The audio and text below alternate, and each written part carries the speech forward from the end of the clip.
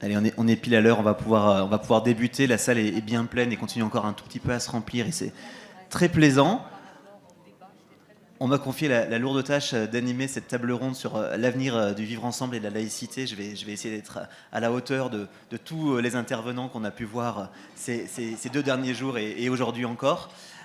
Autour de moi, j'ai la chance d'être très bien accompagné. Je vous présente très rapidement les 3 personnes qui vont animer cette table ronde. Je présente leur ouvrage en même temps. Raphaël Dohan, qui est encore suffisamment jeune pour qu'on puisse parler de ses études, ancien élève de l'ENS, de l'ENA, qui a écrit un premier livre qui s'appelait Quand Rome inventait le populisme, que je vous conseille vraiment de lire et qui a d'ailleurs été salué par tout le monde, et qui va nous parler, je pense aujourd'hui essentiellement du livre que j'ai à la main, le rêve de l'assimilation. On aura l'occasion de voir évidemment, et vous l'avez sûrement déjà compris, le lien avec la thématique du jour. On a un fidèle des fidèles de ces rencontres de l'avenir, Pierre-Henri Tavoyot qui est là, et je présente notamment La morale de cette histoire. Je ne sais pas si je présente encore Pierre-Henri, mais qui est évidemment un grand philosophe et quelqu'un qui mérite vraiment à être connu. Et puis on a Jeannette Bougrabe qui est un peu raphaéloise de cœur, qui en plus d'être fidèle aux rencontres de l'avenir est même venue faire une des plus belles conférences de 1859 que cette ville ait connue, et on l'adore pour ça, et c'est quelqu'un très engagé, qui notamment, je vous invite à le lire, a écrit récemment un silence de mort, où elle nous amène à réfléchir à pourquoi on oublie autant cette guerre au Yémen. Je ne vous présente plus, évidemment. Il suffisait de lire Vers Matin hier pour tout savoir. On va se lancer sur ce sujet avec deux thématiques pratiquement en une, vivre ensemble et laïcité, et on va essayer de les lier. Pour commencer, on va donc déjà essayer de bien comprendre de quoi on parle quand on parle de laïcité, et je vais confier à Pierre-Henri Tavoyot le soin de nous expliquer ça. Vous dites souvent que la laïcité, c'est 3 principes pour 3 sphères distinctes de nos vies. Est-ce que vous pouvez nous expliquer ce que ça veut dire ? Oui, alors avec un tout petit préalable, c'est pour rappeler que après que l'abominable assassinat de Samuel Paty, qui a bouleversé, enfin je crois, la France entière, la communauté enseignante, et j'avoue moi-même, parce que voilà, il y a un moment donné où le vertige nous prend. Il s'est passé plein d'attentats, on croyait que tout était possible. En effet, tout est possible. Et cet assassinat aussi représente quelque chose de complètement délirant, complètement fou. Les repères semblent disparaître. Et juste après cet attentat, il m'est arrivé, je voudrais raconter cette petite histoire parce qu'elle est symptomatique, d'être sollicité par 2 médias non français, Al Jazeera et le New York Times, dans la même journée. Et c'était une expérience qui a ajouté encore du traumatisme à cette affaire. Parce que du point de vue du New York Times, l'idée était que la laïcité française représente une oppression à l'égard des minorités en général et des musulmans en particulier. Voilà, mais des identités opprimées, réputées opprimées. Et du côté d'Al Jazeera, la laïcité, c'est une atteinte aux religions en général et à l'islam en particulier. Donc j'avais face à moi 2 incompréhensions majeures du principe de la laïcité, avec, je le reconnais, des arguments qui étaient assez subtils. Enfin, c'était pas des arguments uniquement... Enfin, s'il y avait beaucoup de mauvaise foi, je vais y revenir. Mais il y avait beaucoup de mauvaise foi, mais avec des argumentations qui pointaient le fait que vous dites que la liberté d'expression est un absolu. Bah non, dans votre espace public, il y a des choses qui sont interdites, il y a des choses qui sont sacrées. Voilà, on ne peut pas tout dire, et heureusement. Vous dites que les caricatures, le droit absolu à la caricature, bah, on vous rappelle que Charlie Hebdo, que Ciné a été viré, que voilà, sur certaines choses, vous faites aussi de la censure. Donc, vous voyez, c'était un argument qui consiste à dire, ça prouve bien que votre laïcité, c'est un principe bidon, pipeau. Et j'avoue que c'était vraiment dur, parce qu'on venait d'avoir ce truc absolument abominable, et il y avait des gens qui nous disaient, bon, ok, on compatit, hein, mais quand même, vous l'avez bien cherché. Voilà. C'est dur. Donc je dois dire que je n'ai pas été très bon dans mes réponses, et je voudrais faire une sorte de session de rattrapage ici, devant vous, pour essayer de réfléchir à ce que j'aurais dû leur dire, parce que je voyais aussi beaucoup de mauvaise foi dans leur manière de poser les questions, beaucoup d'intelligence, mais beaucoup de mauvaise foi. La laïcité, en vérité, c'est assez simple, et c'est un principe tout à fait clair à définir. Nous vivons dans nos vies collectives dans 3 sphères. C'est ça le principe du libéralisme, et c'est en ce sens que la laïcité est d'abord libérale avant d'être républicaine. Nous vivons dans 3 sphères qui sont différentes et qu'il ne faut surtout pas confondre. Il y a la sphère privée, la sphère civile, la sphère privée, voilà, la sphère civile, c'est la sphère où on se rencontre, et puis la sphère publique, qui est la sphère de l'État. La laïcité nous dit que dans ces 3 sphères, qu'on doit distinguer scrupuleusement, il y a 3 principes. Le principe dans la sphère privée, c'est on fait ce qu'on veut. J'ai le droit de croire, de ne pas croire, de faire de l'apostasie, de faire de l'hérésie, je fais ce que je veux, personne ne m'emmerde tant que je ne nuis pas à autrui. Mais puisque je suis dans ma sphère privée, je ne nuis pas à autrui puisque je suis tout seul. Il y a un autre principe du côté de la sphère publique qui est le principe de neutralité. Donc liberté dans la sphère privée, neutralité dans la sphère publique, c'est un principe de droit, c'est-à-dire l'État ne subventionne ni ne reconnaît aucun culte, et c'est un principe qu'on partage d'ailleurs avec les Anglais de ce point de vue-là, qui est le principe de il vaut mieux mettre les croyances à distance, parce que si on intègre les croyances à la vie politique, ça va être le boxon, et on va jamais s'entendre. Donc nous mettons les croyances à distance, l'État est laïque au sens où il est neutre. Très souvent, on limite la laïcité à ces 2 principes, liberté dans la sphère privée et neutralité dans la sphère publique. Mais il faut ajouter un 3e principe, une 3e sphère qui est très importante, qui concerne d'ailleurs peut-être la majorité de nos existences, c'est la sphère civile. C'est ce qu'on est en train de faire ici, on est effectivement avec les autres. Et dans ce « avec les autres », eh bien, il faut débattre, discuter, avec un principe qui doit nous animer, qui est un principe de discrétion. Ce n'est pas un principe de droit, c'est un principe de discrétion. Je suis discret à l'égard de mes expressions religieuses, c'est-à-dire je veille que ça ne nuise pas à autrui. Je peux être aussi discret à l'égard de mes critiques de la religion, c'est-à-dire je fais en sorte de ne pas choquer les autres. Hein, voilà, c'est un principe. Notez bien que ce n'est pas une critique à l'égard des caricatures. Pourquoi ? Parce que les caricatures, dans un journal, personne n'est obligé d'acheter le journal. Hein, donc on est ici dans la sphère privée, on n'est pas dans la sphère civile. Mais dans la sphère civile, je suis discret, je me contiens, je me retiens, je fais attention, pas simplement de vivre avec les autres le plus correctement possible. Donc la laïcité, c'est un principe très simple. Ce n'est pas qu'un principe juridique, c'est un principe de liberté dans la sphère privée, c'est un principe de neutralité dans la sphère publique, et c'est un principe de discrétion et de goût de vivre ensemble dans la sphère civile. Donc ceux qui ne comprennent pas ça, je dois dire que c'est des gens de mauvaise foi, qui nous veulent du mal, très clairement. Donc il faut le dire comme ça. Donc vous voyez, je récupère un peu ma mauvaise réponse, et ce qui m'amène à 2 réflexions supplémentaires, et j'en termine là, c'est pour essayer de répondre encore mieux, on peut se dire, mais quel est le contraire de la laïcité ? Le contraire de la laïcité, c'est évidemment pas la religion, puisque j'ai le droit de le faire dans ma sphère privée. C'est pas la religion. Le contraire de la laïcité, c'est ce qu'on appelle le fondamentalisme. Le fondamentalisme, c'est-à-dire l'idée, qui vient d'ailleurs du protestantisme, et pas de l'islam au départ, l'idée qu'au fond, une nostalgie de la bonne époque où la religion dictait tout nos existences. Qu'il n'y avait pas cette distinction entre 3 sphères. Que le privé, que le civil et que le public, c'était une seule et même sphère. Et ce fondamentalisme, il est effectivement aujourd'hui plus particulièrement prégnant au sein de l'islamisme. Alors je voudrais citer ici, pour être un peu précis, un des grands théoriciens de l'islamisme, qui est un penseur de tout premier plan, qui s'appelle Saïd Modoudi, qui est un Pakistanais, qui meurt en 1979 et qui est le premier auteur à utiliser l'expression « État islamique ». C'est un penseur tout à fait important qui se déploie au moment de l'indépendance du Pakistan, de l'indépendance de l'Inde, et qui, voilà sa définition, je veux dire, c'est très clair, de la religion, de l'islam, et pour bien montrer que ce n'est pas laïque, et c'est même le contraire de la laïcité. Voilà ce que dit Saïd Modoudi. L'islam, c'est son interprétation, je ne dis pas qu'il a la vérité de l'islam ici, hein, voilà ce qu'il dit de l'islam. L'islam n'est pas une religion dans le sens communément admis du terme. C'est un système comprenant tous les aspects de la vie. Il régit, je cite, les relations familiales, les affaires économiques et sociales, l'administration, les droits et les devoirs du citoyen, le système judiciaire, les lois de la guerre et de la paix et les relations internationales. Ce système complet trouve dans l'idée que l'islam est le sceau de la prophétie, c'est-à-dire le dernier mot du prophète, comme dans le jeu Le Millionnaire, c'est votre dernier mot, ben oui, c'est mon dernier mot, voilà. Et donc c'est le dernier mot, et donc c'est la vérité.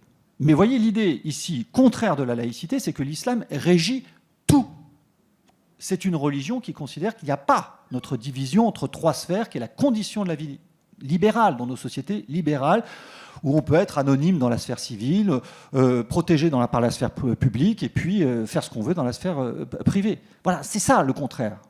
Donc, en ce sens, la laïcité, c'est le contraire du fondamentalisme. C'est ça j'aurais dû, si je puis dire, opposer à Al Jazeera.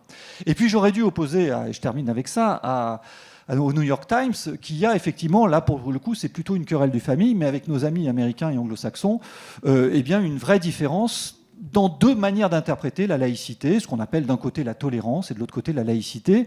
Une laïcité, on va dire, républicaine cette fois-ci, puis une laïcité plus multiculturaliste, que je vous formule uniquement par ce petit exemple qui m'était venu jadis en amphi à la Sorbonne, lorsqu'un étudiant du Texas me disait « Mais c'est quoi votre laïcité ? J'y comprends rien. » Voilà l'exemple qui m'était venu. Vous prenez 2 saloons dans l'Ouest américain. Voilà, je m'adressais à un Texan, il fallait que je me mette à sa portée, pardon. Il était formidable cet étudiant, important. Vous prenez 2 saloons dans l'Ouest américain. Dans un saloon, c'est écrit « Veuillez ne pas rentrer avec votre Colt dans le saloon. Veuillez déposer votre Colt avant de rentrer dans le saloon. » Et puis dans un autre saloon, c'était écrit « Vous pouvez rentrer avec votre Colt dans le saloon, mais sachez que tout le monde a un Colt. » Oui, donc à vos risques et périls. Eh bien, vous avez dans ce petit exemple les 2 modèles. La laïcité française, c'est, avant de rentrer dans la société civile, dans l'espace public, vous laissez vos croyances religieuses. Voilà. Vous laissez ça sur la patte, vous les reprenez après, mais vous laissez ça. Pour les Américains, vous pouvez rentrer, voilà, et vous rentrez avec votre identité, ça s'appelle, comme chez McDo, venez comme vous êtes. Voilà. Voilà. Venez comme vous êtes, vous rentrez, etc. Mais comme tout le monde a un être, eh bien, la libre concurrence entre toutes les identités et dans toutes les croyances, ça va créer l'intérêt général. Chacun des 2 modèles, donc la tolérance et la laïcité, ont leurs avantages et leurs inconvénients. Il faut bien être clair. D'un côté, on est respectueux des identités, c'est ce que nous disent les Américains, vous ne les respectez pas. De l'autre côté, on a la crainte du communautarisme. Bon, personnellement, je vous le dis, je suis pro-laïcité française pour une raison. Il y a dans cette laïcité française quelque chose d'extraordinaire que Catherine Kinsler, une grande philosophe de la laïcité, appelle la respiration laïque. C'est-à-dire ce luxe extraordinaire de ne pas être toujours ce que l'on est. C'est-à-dire de pouvoir rentrer dans un espace en laissant ses identités parfois pesantes, ses appartenances communautaires parfois étouffantes, en les laissant à la porte. C'est comme ça qu'on peut changer d'avis, c'est comme ça qu'on peut devenir un élève, au sens strict du terme, c'est-à-dire s'élever, sinon on n'a rien à apprendre à l'école. Et donc cette respiration laïque me semble être un des trésors de notre culture, de notre pays. Et c'est cette laïcité française dont on peut être fier. Voilà ce que j'aurais voulu répondre à ces 2 médias. Hélas, je n'ai pas eu la présence d'esprit pour le faire.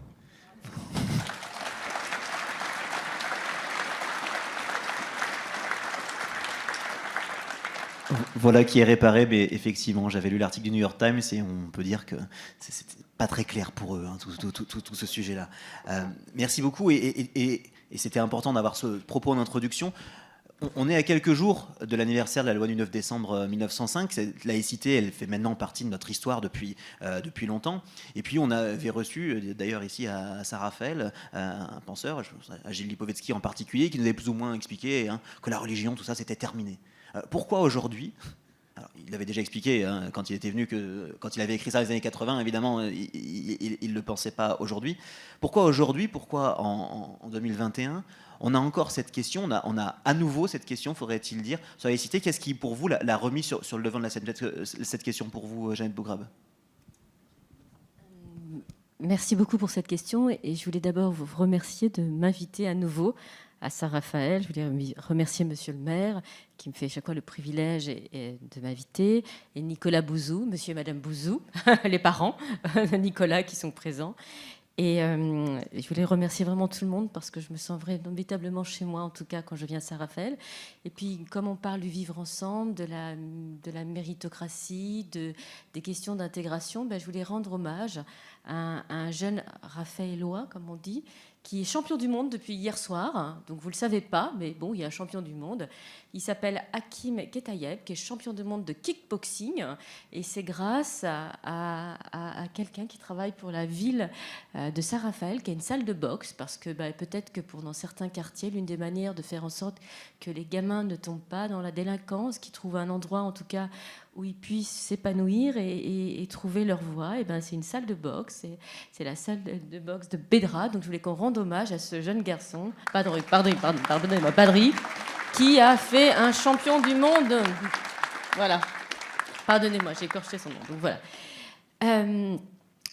Moi, je vais être très claire. En réalité, si aujourd'hui on parle de la religion, c'est qu'il y a aujourd'hui... c'est en raison de l'intégrisme islamique. Voilà, c'est tout. On va appeler un chat un chat. Camus disait que mal nommer les choses, c'était ajouter au malheur du monde. Donc, tant qu'on ne nommera pas les choses directement, on aura quelques problèmes pour identifier et trouver les solutions à ces problèmes. Voilà. Alors, on peut dire que c'est le problème des religions. Oui, d'accord, mais en réalité, c'est le problème d'une interprétation d'une religion. Et en écoutant Pierre-Henri, je me disais, mais il pense que c'est l'interprétation fondamentaliste d'un État islamique. Non, c'est la définition même de l'islam. On ne fait pas de distinction entre la société civile et voilà, quand vous avez... L'islam a vocation à tout régir, y compris la vie publique comme la vie privée, le mariage, le statut personnel, quand vous avez en réalité un guide pour tout. Et donc forcément que ça ne peut que conduire à un conflit quand vous avez des gens qui se replient sur cette religion. Jusqu'à présent, mais je parle souvent de mes parents quand je viens vous voir, mais vous savez que ça a été pour moi très structurant. Mes parents n'ont jamais été dans une école coranique. Aujourd'hui, quand vous allez au Maghreb, vous n'avez pas d'école municipale, mais vous avez une mosquée qui est financée par l'Arabie Saoudite. Donc, et vous avez des enfants qui vont d'abord dans la mosquée, qui vont annonner pendant des heures les versets du Coran, mais par contre, ils ne vont pas aller lire ni Victor Hugo, ni Lamartine. Enfin, en même temps, j'en sais rien, mais c'est que c'est ainsi, voilà. C'est ainsi, c'est une vision radicale qui est financée depuis, en gros... la fin des années 70, qu'il y a une situation, pardonnez-moi si je parle peut-être un peu trop vite, géopolitique qui est liée en fait à la volonté de la famille Saoud, puisqu'elle est d'actualité, puisque nous avons un président de la République qui a souhaité remettre sur le devant de la scène le Mohamed Ben Salman, vous savez, ce merveilleux jeune prince brillant et intelligent et gentil présenté par Christine Ockrent ou Jacques Attali, qui a eu le très mauvais goût de faire assassiner un journaliste dans un consulat à Istanbul parce que ce journaliste avait osé critiquer le régime saoudien.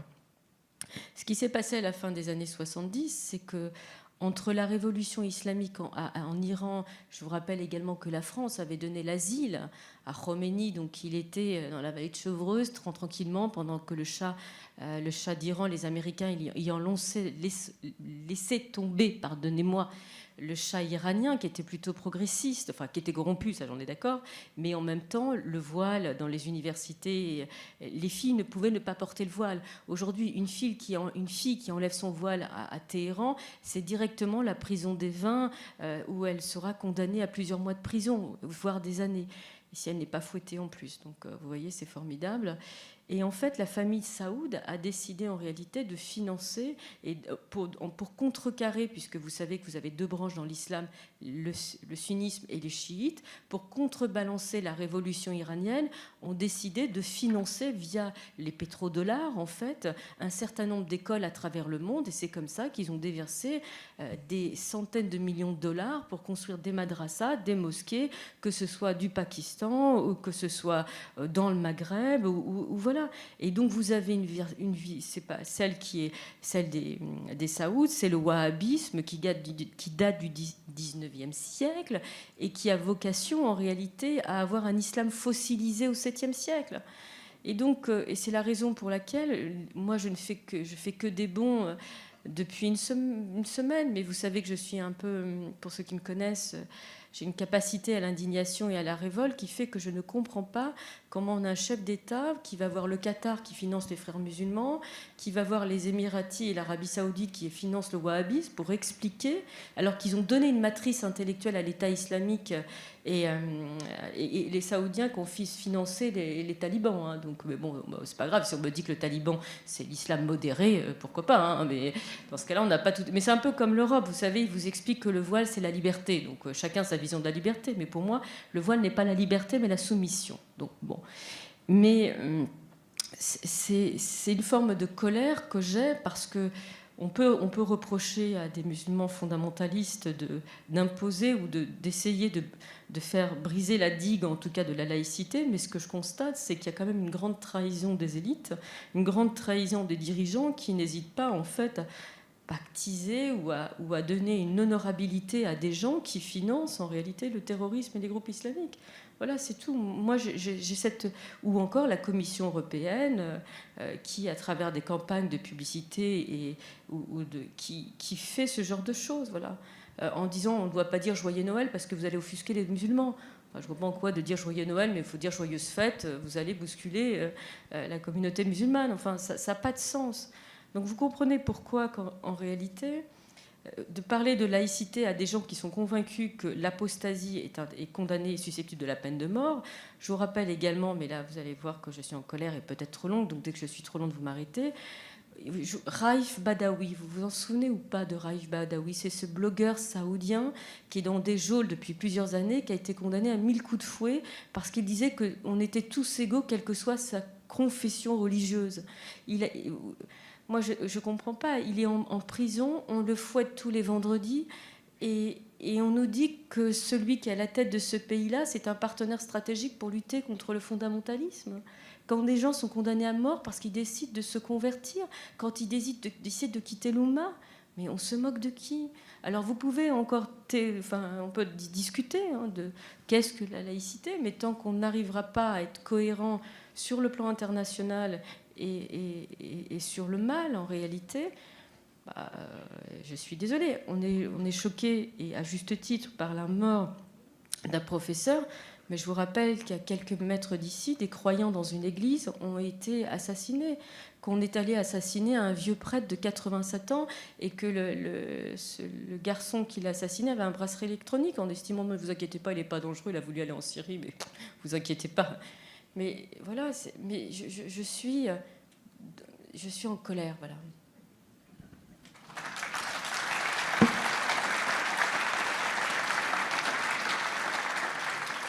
Il fallait qu'on laisse cette colère s'exprimer, donc je ne me serais pas permis de vous couper. Raphaël Daud, on va parler plus spécifiquement du sujet de votre livre un peu plus tard, si vous le voulez bien, mais moi, il y a quelque chose qui m'intéresse. On évoque ici 1905 aujourd'hui, et on voit que c'est un sujet qui est toujours d'actualité.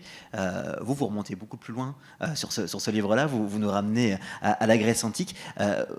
Ma question, c'est est-ce qu'il y a un peu d'intemporel dans tout ça? Et d'ailleurs, une question plus de curiosité, comment vous êtes venu à vous intéresser à ce sujet? Alors, d'abord, merci à tous pour votre invitation, notamment à Nicolas Bouzou et à Monsieur le maire. Je suis vraiment ravi d'être ici. Et pour répondre à votre première question sur l'intemporalité, disons, d'un concept comme la laïcité, alors, le mot lui-même, évidemment, n'a rien d'intemporel. Hein, c'est quelque chose d'assez récent dans l'histoire de France, dans l'histoire occidentale en général. Le principe lui-même, on pourrait le faire remonter plus loin, jusque même d'ailleurs à une partie de la théologie chrétienne qui distingue entre ce qui revient à César et ce qui revient au Christ. Bon, on pourrait aller jusque-là. Mais même en fait, dans les mondes pré-chrétiens, on peut voir déjà des séparations entre ce qui relève du religieux et qui n'est pas un problème pour l'ordre public, pour la vie en communauté, pour la vie civique, et ce qui peut l'être. Et de manière intéressante, d'ailleurs, on voit le problème qu'ont eu les Romains avec les chrétiens, du point de vue romain, était un problème qui était finalement qu'on pourrait presque qualifier de séparatisme aujourd'hui. On a une lettre de Pline le Jeune notamment qui explique qu'il a vraiment un dilemme, il écrit à l'empereur et il a un problème parce que on lui amène des chrétiens, il y a des gens qui les dénoncent et il ne sait pas très bien quoi en faire, c'est la première fois qu'il se trouve confronté à ce problème et il dit au fond tout ce qu'on me raconte de ces gens-là, ils font rien de très criminel, ils se réunissent entre eux, ils partagent des repas, bon, ils font des prières mais en soi ce n'est pas très très gênant et donc il a un peu de scrupule à les condamner, à les faire exécuter. Mais il remarque aussi que ce qui est embêtant, c'est qu'ils ne veulent pas participer aux religions civiques du monde romain. Ils ne veulent pas venir rendre hommage à l'empereur, ils ne veulent pas participer aux sacrifices sur la place publique. Et ça le gêne beaucoup, parce que ça veut dire qu'en fait, il renonce à participer à la communauté dans son ensemble, à la vie politique au sens propre, c'est-à-dire à la vie de la cité. Et là, ça le gêne beaucoup plus. Et en fait, il met l'accent sur ce point-là qui le gêne. Et bon, finalement, il demande à l'empereur son avis, il se débarrasse un peu de la question. Mais on voit déjà poindre un peu ce problème que peut poser une religion qui, non pas en tant que religion, mais en tant qu'elle pourrait amener certains à s'extraire de la vie civique et du sentiment de communauté qui peut relier une société. Donc effectivement, il y a quelque chose d'assez intemporel là-dedans.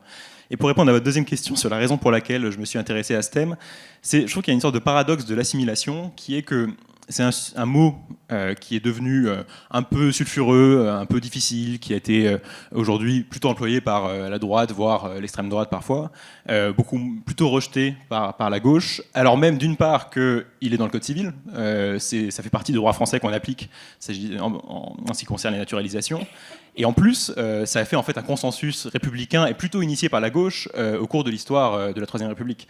Au début du XXe siècle, l'assimilation c'était quasiment un consensus national, et ceux qui s'y opposaient, c'était plutôt au contraire des gens d'extrême droite racistes.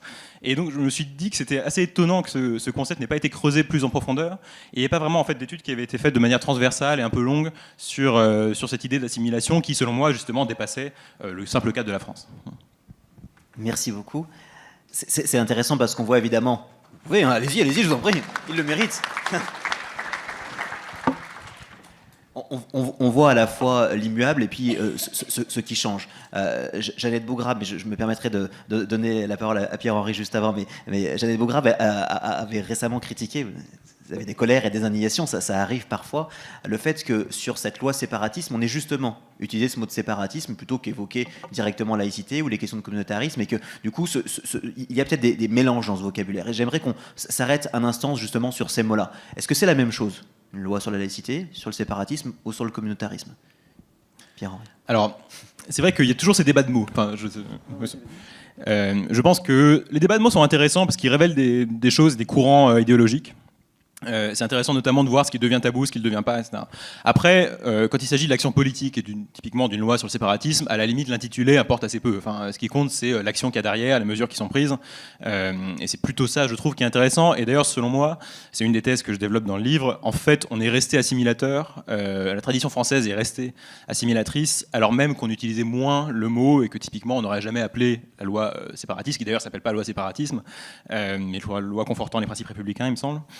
Mais en fait, pour moi, c'est une loi d'assimilation, parce que tout ce qui consiste à dire qu'il y a une communauté qui ne vit pas suffisamment selon les valeurs, les principes et les us et coutumes dans les grandes lignes français, doit être combattu et on doit essayer de réintégrer toute cette communauté dans la société française. En fait, c'est le travail de l'assimilation, c'est le but de l'assimilation. Donc après qu'on appelle ça assimilation ou séparatisme, finalement, le contenu est plus important, je pense, que les mots eux-mêmes.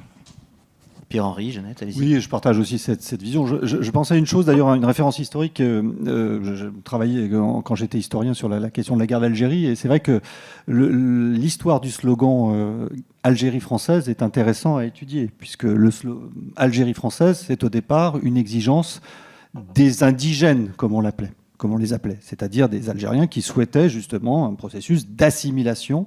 Et ceux qui s'opposaient à l'Algérie française, c'était les colons qui voulaient garder une dualité juridique en Algérie. Et puis, après la Seconde Guerre mondiale, les choses se changent, basculent, et le slogan Algérie française devient un slogan plutôt de volonté de conserver l'Algérie, donc plutôt colonialiste. Et il y a eu un changement que vous pouvez étudier, et c'est très intéressant, parce que le moment, dans la presse, ça se voit très bien, hop, ça bascule. Et donc on passe d'un slogan de gauche à un slogan de droite, au fond. Et c'est un point très intéressant pour montrer la flexibilité de tous ces concepts, comme d'ailleurs les idées de travail, les idées de nation. Nation est au départ un concept révolutionnaire, et nation, le nationalisme devient, dans l'histoire, contre-révolutionnaire, ou plutôt non républicain au moment de l'affaire Dreyfus. Enfin voilà, il y a toute une série de concepts qui changent. Et d'ailleurs, c'est très intéressant sur le plan du clivage gauche-droite, parce qu'on s'aperçoit que des valeurs traditionnellement de gauche, travail, travail, laïcité, république, nation, sont en train de basculer et la gauche les abandonne en quelque sorte. Donc voilà, c'est un clivage flottant. Moi, sur les termes de la loi, j'en ferai pas non plus, si je puis dire, un fromage, parce que la seule question, en l'occurrence, c'est vraiment la question de l'efficacité. C'est-à-dire qu'il faut être... on est dans une logique politique. J'allais dire, les principes sont, encore une fois... Ils sont clairs. Le principe de la laïcité sur le strict plan juridique, c'est le principe de neutralité de l'État. Si on interdit dans la sphère publique le voile complet, la burqa, etc., ce ne sont pas pour des motifs de laïcité, ce sont pour des motifs de sécurité, d'ordre public, mais ce n'est pas la laïcité qui est invoquée. Si même d'ailleurs à l'école, la question de l'interdiction du foulard à l'école, donc la loi 2004, qui est une loi, je le rappelle, qui est une loi efficace. On a eu un certain nombre de personnes qui critiquent. On continue à nous critiquer dans le monde sur cette loi comme étant abjecte, abominable, liberticide. C'est une loi qui a réglé le problème. Voilà. Cette loi a réglé le problème du voile dans les établissements scolaires. Donc il n'y a plus de problème. Il y en avait, il n'y en a plus. Donc c'est une loi efficace. Il y a d'autres problèmes dans les établissements scolaires, mais pas la question du voile. Et d'ailleurs, en plus... on pourrait considérer que non seulement c'est une loi qui a réglé les problèmes, mais qu'en plus positive. Il y a Éric Morin qui a récemment publié un livre sur des essais de l'école. Donc Éric Morin est un économiste qui partait avec l'idée plutôt que cette loi allait être oppressive et opprimante à l'égard des jeunes musulmanes, des jeunes musulmans. Donc il partait avec cette thèse. Mais comme c'est quelqu'un d'honnête, à la fin de son enquête, il a montré que c'était plutôt performant et que cette loi avait favorisé aux jeunes musulmanes, avait favorisé les résultats scolaires de ces jeunes musulmanes. Là, on a vraiment on part d'une hypothèse et puis l'enquête, parfois ça existe, la science. Je veux dire, ça peut marcher. Donc cette loi est vraiment efficace. Donc en l'occurrence, le but, c'est vraiment l'efficacité. Moi, ce qui me gêne juste dans cette loi, peut-être, c'est que,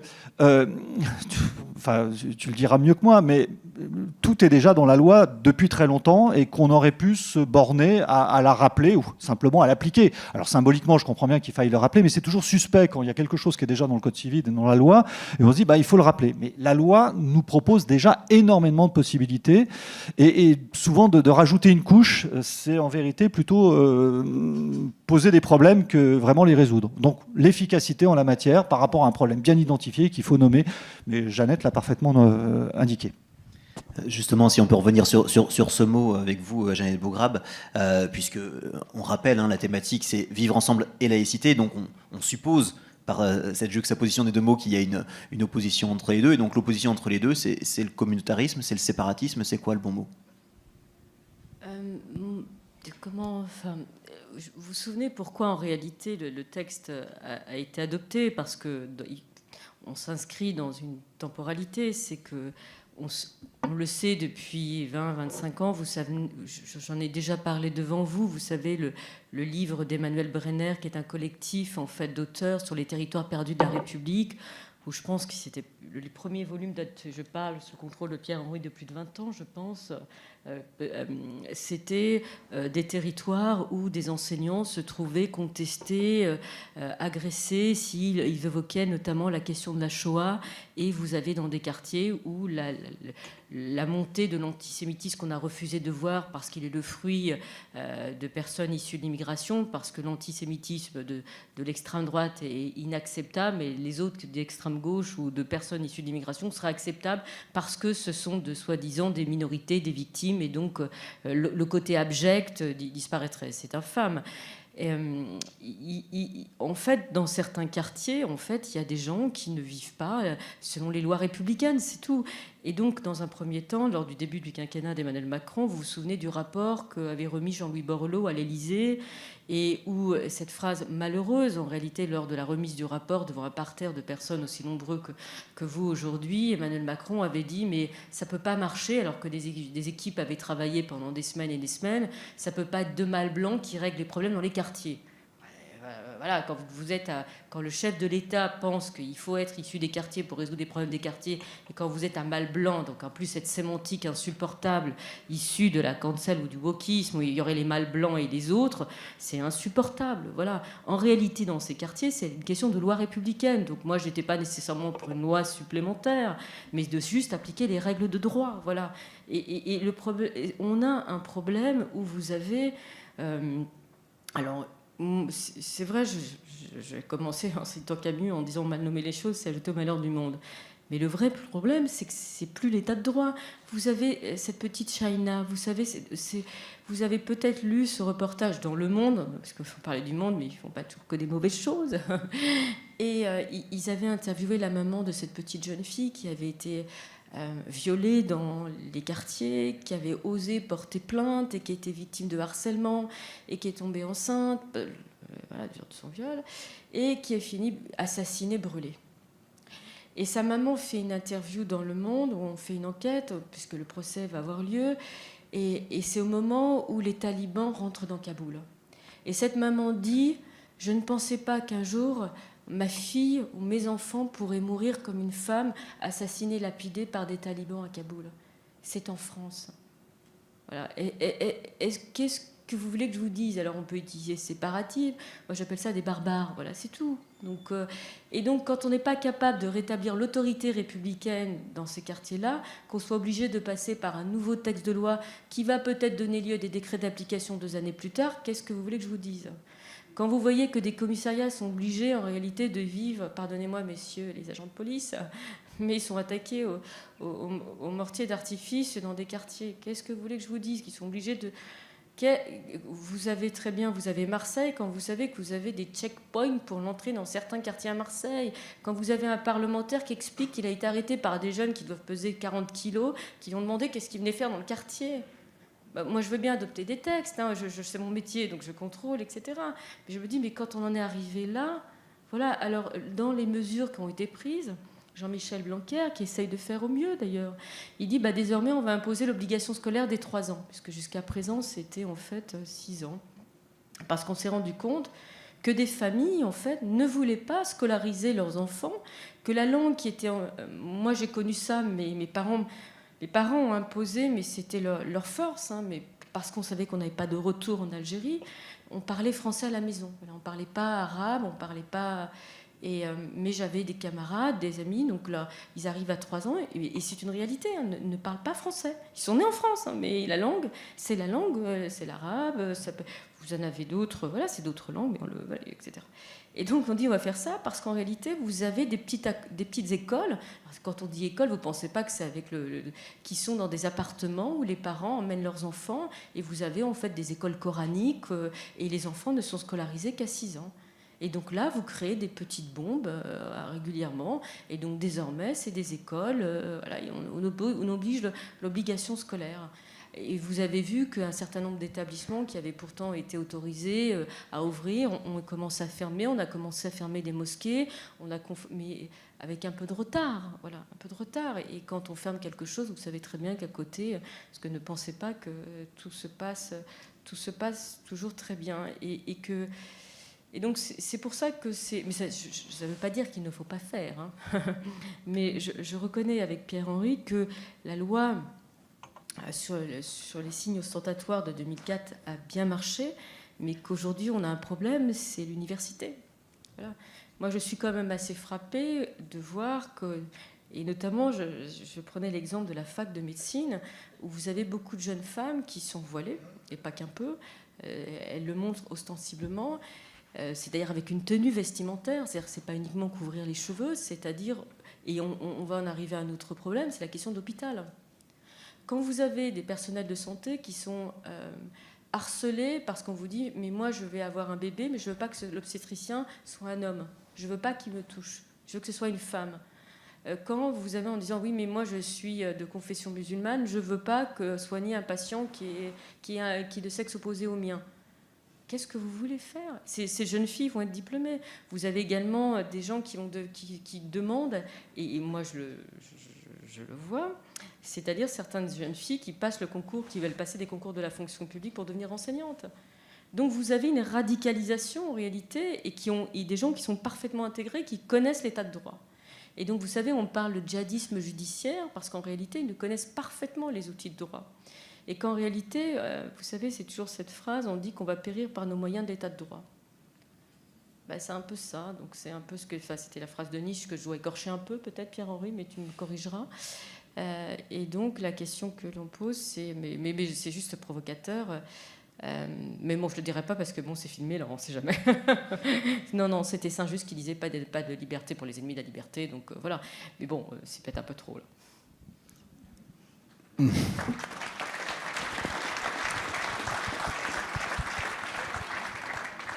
Alors, je l'évoquais tout à l'heure, on va reparler de cette thèse qui je pense, vous reliera à tous les trois. J'ai découvert en lisant le livre, d'une part, effectivement, que l'assimilation est un phénomène très ancien. Hein. On connaissait tous le à Rome fait comme les Romains, mais on découvre qu'il y en avait beaucoup d'autres dans l'histoire. Et puis surtout, ce que vous évoquiez tout à l'heure, que le Code civil écrit encore aujourd'hui, nul ne peut être naturalisé s'il ne justifie pas de son assimilation à la communauté française. Donc c'est très intéressant. Est-ce que la question ici, et puis surtout vous montrez d'ailleurs que l'assimilation est un mot que l'on trouve surtout dans les sociétés les plus ouvertes, si je résume assez bien.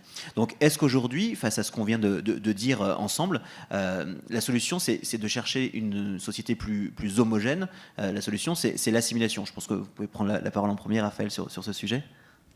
Effectivement, en fait, je pense que, bon, dans une sorte d'hypothèse de pensée, les premières sociétés archaïques ont plutôt tendance à être parfaitement xénophobes, c'est-à-dire à se replier sur elles-mêmes, avoir peur de l'étranger qui peut être un ennemi ou un danger, et donc à plutôt essayer de refuser les étrangers. Et donc c'est un stade un peu déjà de développement de civilisation que d'accueillir des étrangers en son sein. Et là, il y a deux choix qui se posent. Soit on leur demande de vivre exactement comme on vivait avant, donc c'est à peu près l'assimilation, c'est à Rome fait comme les Romains, viens chez nous et fais comme chez nous. Ou bien on dit, c'est plutôt la logique de l'inclusion ou du multiculturalisme, vous venez chez nous, vous vivez à côté de chez nous, vous respectez vraiment juste la loi très générale, mais vous pouvez continuer à pratiquer la culture que vous aviez avant, votre mode de vie, etc. Donc ça, c'est plutôt un modèle pluriculturel, multiculturel. En fait, pour moi, les deux sont les deux choix majeurs qu'on peut faire dans le rapport d'une société à des étrangers ou à une minorité. Il se trouve que la France a, en fait, depuis assez longtemps, et même bien avant d'ailleurs, la laïcité ou même la République, fait le choix plutôt de l'assimilation et donc forcément d'une homogénéité qui n'est pas une homogénéité donc d'origine, de couleur de peau ou quoi que ce soit, mais une homogénéité culturelle ou de mode de vie. Et c'est là où on rejoint, en fait, la laïcité française s'est construite aussi sur ce terreau-là, et c'est pour ça qu'on avait cette troisième sphère dont parlait Pierre-Henri Tavoileau, c'est-à-dire qu'il ne s'agit pas seulement de neutralité de l'État, il ne s'agit pas seulement non plus de liberté religieuse, mais il y a aussi un aspect qui concerne la vie de tous les jours, en fait, hein, la vie commune avec les autres citoyens, et en fait, ça rejoint cette tendance française ancienne à l'homogénéité des comportements. Déjà, on a vraiment depuis assez longtemps, d'abord il y avait une tendance centralisatrice de la monarchie absolue qui voulait unifier le comportement en France, comme elle unifiait tout le reste. C'est comme elle avait commencé à unifier l'administration, les poids et mesures, et c'est un travail qui sera poursuivi par la Révolution. Mais aussi simplement un phénomène de frottement, disons, entre les différents peuples qui vivaient en France et qui fait qu'ils se sont plus agrégés les uns aux autres que dans d'autres pays européens. Diderot remarquait, et Machiavel même encore avant lui, remarquait que de tous les pays européens, la France était celui où les différentes provinces, les différents peuples se ressemblaient plus les uns les autres. Et donc c'est assez frappant. Et c'est resté comme ça. Et donc nous, on a toujours cette tendance à chercher plutôt une unité culturelle que la division. Et on a vraiment du mal à accepter que dans notre société, sur notre territoire, des gens vivent selon des principes ou des codes ou des façons de faire qui nous paraissent vraiment insupportables ou trop différentes de nous. C'est quelque chose qui nous paraît difficile à accepter et donc on essaie de lutter contre. C'est pas du tout ce que font les Américains. On a eu la consul des États-Unis l'autre jour qui nous a parlé notamment de diversité, inclusion et belonging, comme elle disait. Et ça illustre bien justement la différence avec la France, où nous on cherche pas seulement l'inclusion, ni un simple sens de belonging qui serait l'affiliation au drapeau ou à l'hymne. On veut plus que ça. En fait, on est plus exigeant. On veut qu'il y ait un partage d'abord de valeurs, de principes et en fait même de façon de vivre. On va jusque là et c'est pour ça que la loi sur le voile à l'école, ça touchait aussi une façon de vivre en fait. Au-delà même des questions de soumission, d'inégalité homme-femme, il y avait aussi l'idée que c'était quelque chose qui était vraiment pas conforme à la manière dont on envisageait, nous, la vie entre hommes et femmes en France. Et donc je pense que l'assimilation, effectivement, a un avenir de ce point de vue-là, puisqu'on a des sociétés qui, aujourd'hui, sont mélange des populations d'origines différentes, et soit on a un modèle qui les juxtapose les unes à côté des autres, mais on voit aussi les tensions et les difficultés que ça peut causer, soit, surtout en France, où on a cette intuition, cette tendance depuis des siècles à l'unité, on cherche au contraire à faire en sorte que chacun puisse accéder à la culture française, aux manières de vivre françaises, quelle que soit son origine. Et là, il faut réussir à faire un cercle vertueux qui s'oppose à un cercle vicieux. C'est-à-dire que le cercle vertueux, c'est les Français, ceux qui sont déjà sur le territoire, accueillent sans discrimination raciale les étrangers, à la condition que les étrangers respectent les codes français. Et s'ils le font, évidemment, les étrangers accèdent à tout ce que la France a à offrir. Le cercle vicieux, c'est l'inverse. C'est-à-dire que si les Français, par exemple, font de la discrimination raciale, font de la discrimination au faciès, à la couleur de peau, etc., ça incite pas du tout les étrangers à adopter les codes français. Parce qu'ils se disent, il y a une arnaque, là, moi je fais des efforts pour m'intégrer, et en fait, on me ramène à ma couleur de peau. Donc il n'y a aucun intérêt à faire cet effort pour m'intégrer, pour m'assimiler. Et donc forcément, puisqu'ils font pas ces efforts, les Français deviennent encore plus discriminants, parce qu'ils se disent, en plus, ils font vraiment pas comme nous.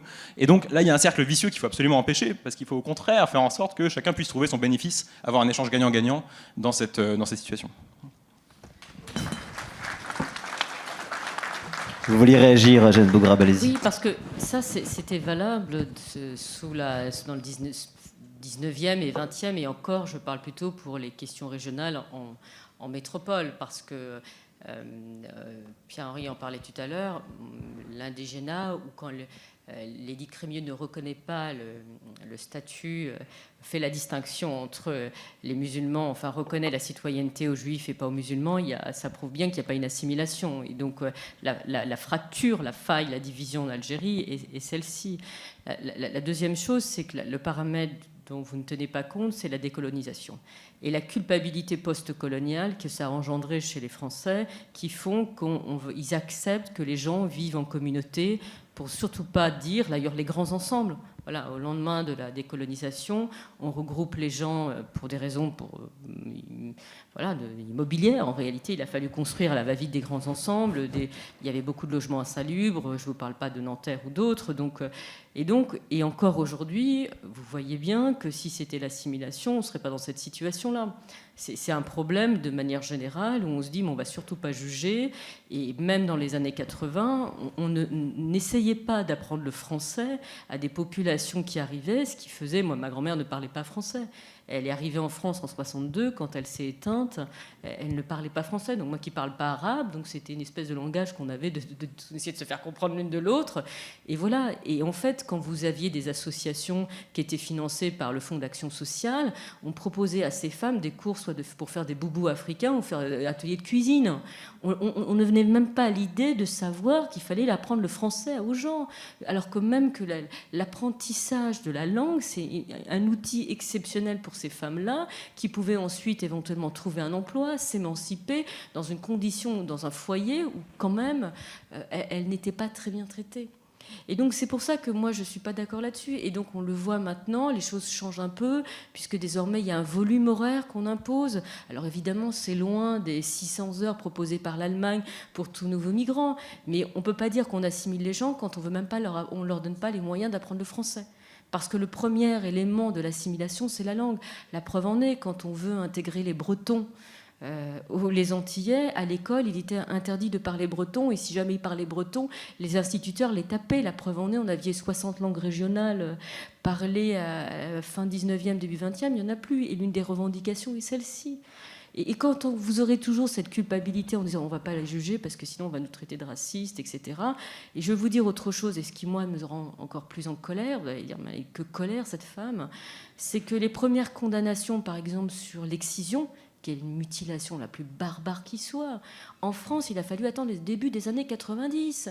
Alors, me dites pas que vous assimilez quand éventuellement vous acceptiez que des femmes et des gamines soient mutilées au nom d'une pratique ancestrale pratiquée par toutes les communautés d'Afrique centrale et subsaharienne. Ça, c'est immonde. Et en Égypte, 80% des filles sont excisées. Donc ça, c'est inacceptable. Et on le voit bien quand on travaille sur ces sujets-là, et notamment sur des médecins qui pratiquent les réparations de ces femmes-là, c'est que les médecins disent oui, mais quand on vient, une petite enfant vient parce qu'elle a fait une hémorragie, parce qu'une exciseuse est venue du pays et qu'il y a une hémorragie, les médecins se disent, malgré qu'il y ait une obligation pénale qui les oblige à dénoncer au procureur, oui, mais on ne veut pas embêter la famille parce que. Voilà. Donc, moi, je veux bien qu'on me parle d'assimilation, mais dans ce cas-là, il faut être clair et pas avoir se pincer le nez en disant oui, mais c'est pas grave, eux, c'est différent. Voilà. Non.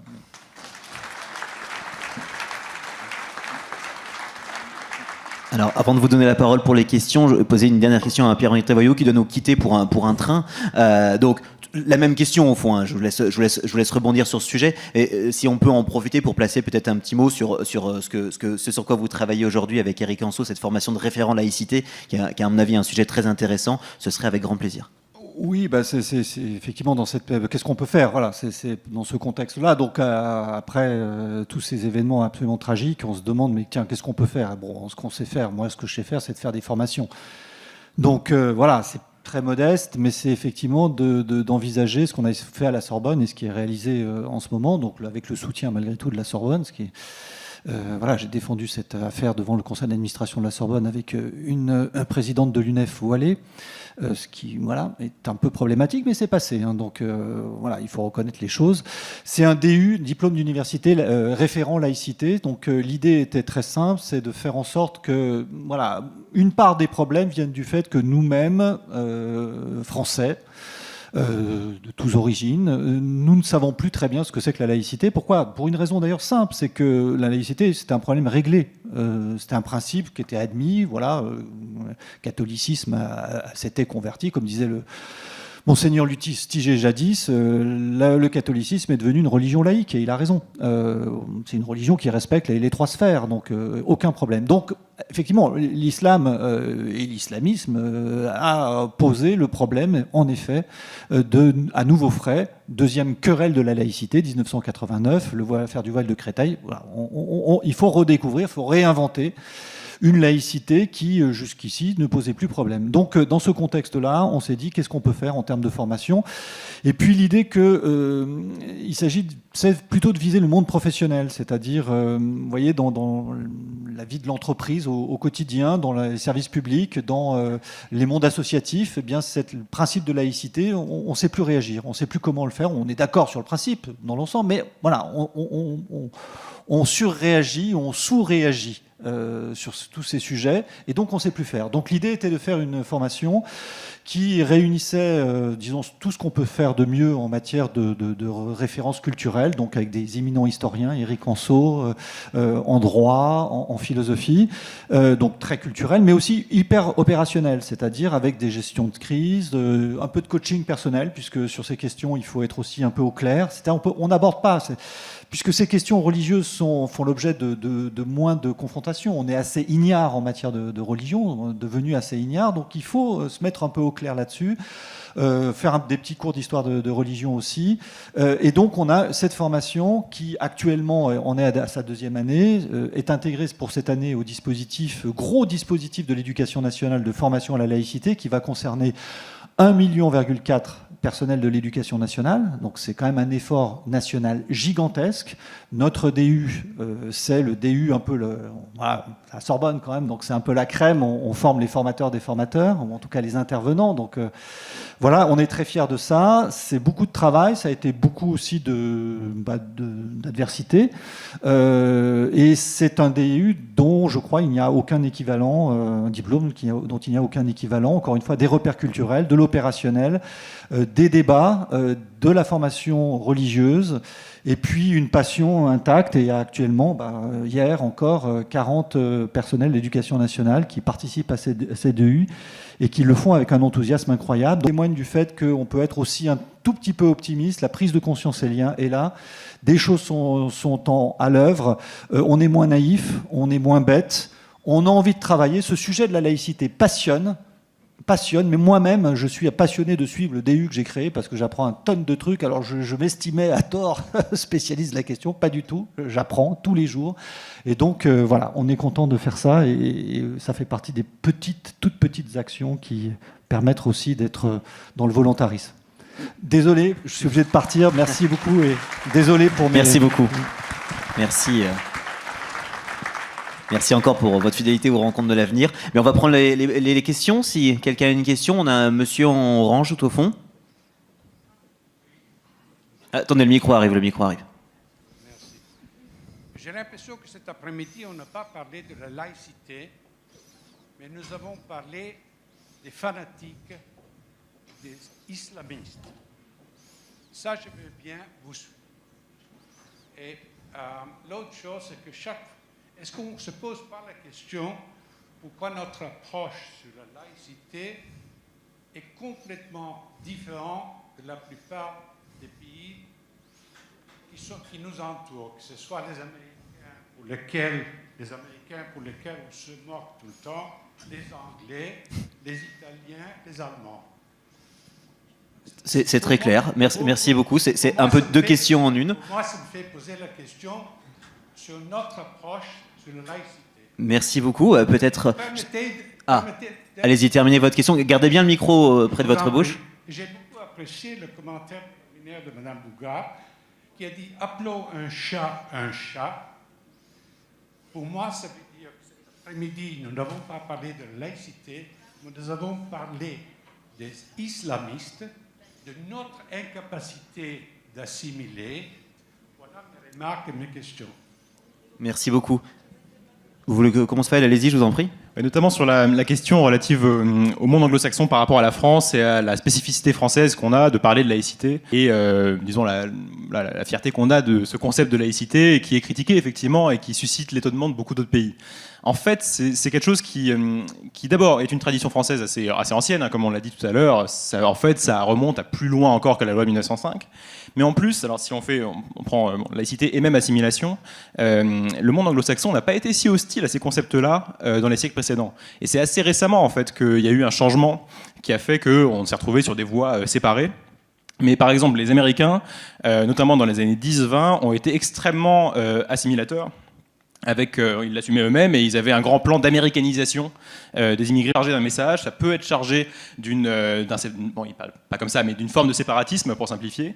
Et que dans ce cas-là, on a des raisons de l'interdire dans certaines circonstances. Et vraiment, c'est la logique que la France a appliquée dans la loi de 2004 sur le voile à l'école. Et en fait, c'était un philosophe anglais qui en parlait. Donc, je pense pas que la spécificité française, elle est bien ancrée, mais elle n'est pas forcément si étrangère à des conceptions philosophiques et politiques anglo-saxonnes. En fait, parce que les autres États ne sont pas laïques. En fait, tout simplement, la question celle-ci est celle-ci. Aux États-Unis, le président américain prête serment sur la Bible. J'ai passé 3 ans en Finlande, il y avait 3 religions officielles, et en l'occurrence, le catholicisme ne l'était pas. C'était donc les orthodoxes, les luthériens, et donc du coup... Et les Finlandais se posaient la question de la laïcité et d'accepter l'idée qu'il n'y ait plus de religion officielle, parce que les catholiques voulaient, en fait, comme le système allemand, vous savez, qui collecte l'impôt et le distribue aux religions. C'est-à-dire qu'on est, en fait, le seul État qui est éventuellement plus proche de nous, c'était la Turquie d'Atatürk. Mais là, vous allez au Royaume-Uni, vous avez une religion officielle. Donc tous les États du Maghreb sont des États religieux, en fait, enfin, avec une religion officielle, et vous ne pouvez pas appartenir.